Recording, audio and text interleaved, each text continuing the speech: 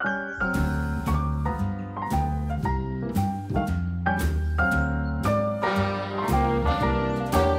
this is just a quick video to show you how my potting shed came together. Now, I had always wanted to have something in this awkward space at the corner of the kitchen garden, and originally I'd wanted to have a table and chairs so that I could have morning coffee or afternoon drinks, but it sits underneath quite a lot of trees, and with trees, as you can imagine, comes a lot of bird mess, so that wasn't really a practical use of the space.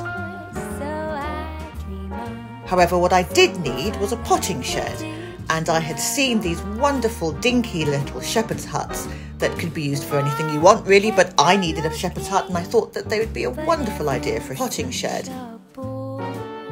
Especially as I already had all the large tools and all the other practical items in a garage space in another part of the garden. So this really was just for use for the smaller bits and the things that I really needed just for working with my cutting garden and with the vegetables.